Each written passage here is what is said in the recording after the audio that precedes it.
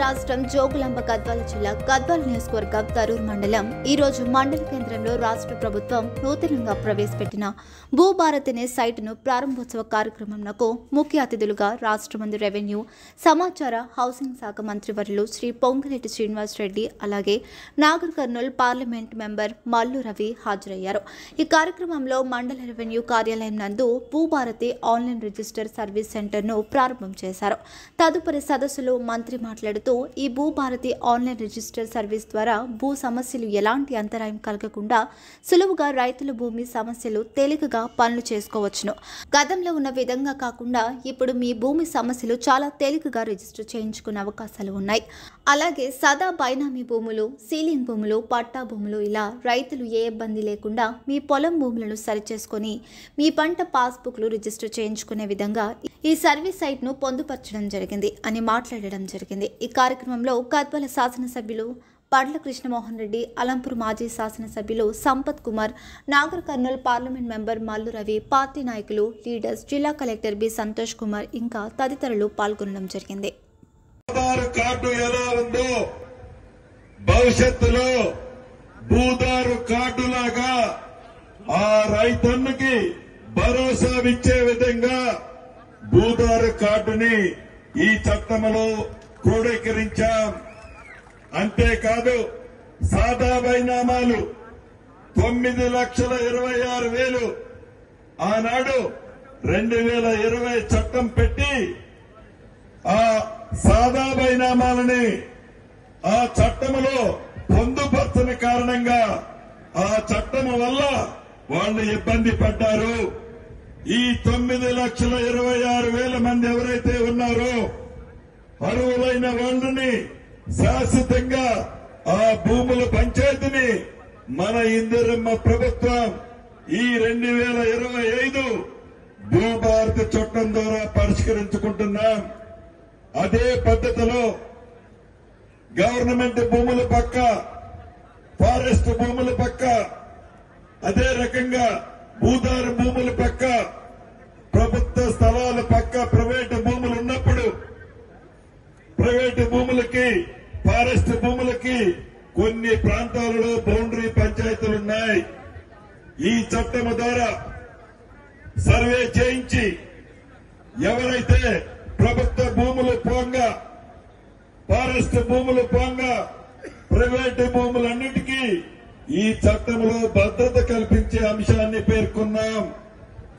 అంతేకాదు ఇందిరమ్మ ప్రభుత్వం అంటేనే పేదోడికి భూములిచ్చే ప్రభుత్వం, పేదోడికి అండగా ఉండే ప్రభుత్వం। ఆనాడు శ్రీమతి ఇందిరాగాంధీ గారు గ్రామీణ ప్రాంతంలో ప్రభుత్వ స్థలాలుంటే పేదోళ్లు వ్యవసాయం చేసుకుంటుంటే ఆ వ్యవసాయం చేసుకునే వాళ్ళకి పట్టాలు ఇచ్చారు। ఇంకా కొంతమందికి పట్టాలు ఇవ్వకుండా కూడా కొన్ని దశాబ్దాలుగా సాగు చేసుకుంటున్నారు। వారికి ఏ రకమైన ఆధారమైన కార్డు లేదు। అటువంటి భూములను కూడా గుర్తించి అర్హులైన పేదవాళ్లకి మన ఇందిరమ్మ ప్రభుత్వంలో పట్టాలిచ్చే కార్యక్రమాన్ని కూడా ఈ చట్టంలో పొందుపరిచాం। ఇలా చెప్పుకుంటూ పోతే అనేక అంశాలు, అది పేరు తప్పుపడ్డా, సర్వే నెంబర్ తప్పుపడ్డా, ఒక సర్వే నెంబర్లో 6 ఎకరాలుంటే నిజంగా వెంకట్రావు గారు అనే ఒక రైతు, వారి కుటుంబం ఈ 6 ఎకరాలు సాగులో ఉంది, గతం నుంచి పాస్బుక్ ఉంది। ఈ ధరణి వచ్చిన తర్వాత ఆనాటి పెద్దల చొరవతో ఈ 6 ఎకరాల్లో 4 ఎకరాలు వారి తొత్తులకి ఆనాడు ధరణిలో మార్చారు। ఎందుకు మార్చారా అంటే భూమి సాగు చేసుకోవటానికి కాదు, రైతు బంధు తీసుకోవటానికి।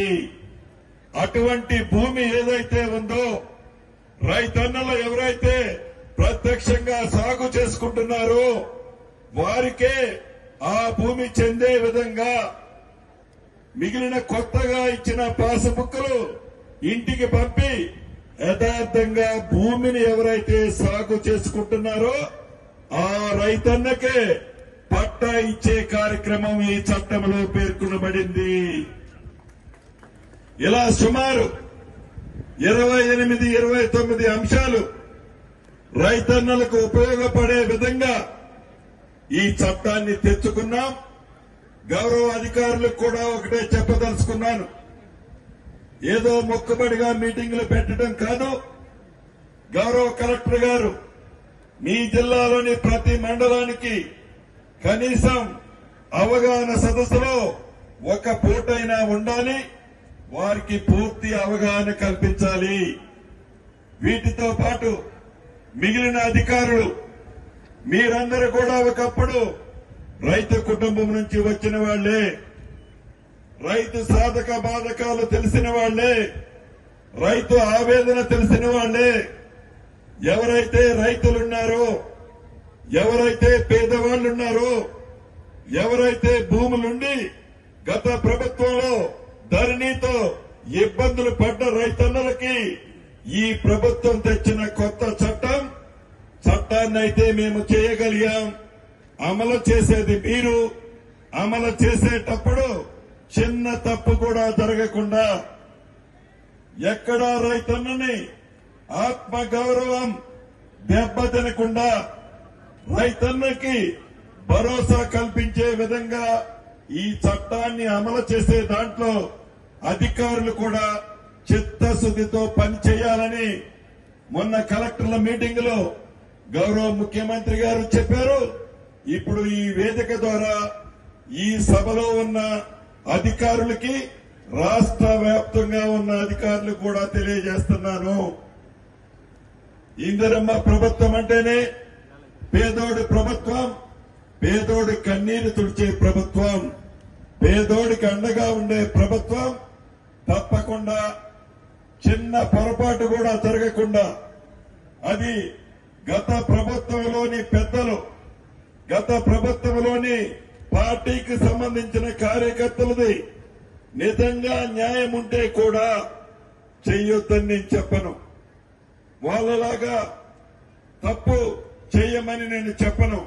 కానీ పార్టీని అడ్డం పెట్టుకోనో, కార్యకర్తలను ఇబ్బంది పెడతామనో, ఏదైనా ఎవరైనా గత ప్రభుత్వంలో ఇంకా అటువంటి ఆలోచనలుంటే ఈ ఇందిరమ్మ ప్రభుత్వంలో అటువంటిది చెల్లదు అని ప్రత్యేకంగా అధికారులకు చెప్తున్నాను. చివరగా ఒకటే, ఈ భూభారతి తప్పకుండా మీకు ప్రశాంతతని, భద్రతని, భరోసాని ఈ చట్టం మీకు కల్పిస్తుందని మనస్ఫూర్తిగా మీకు తెలుపుతూ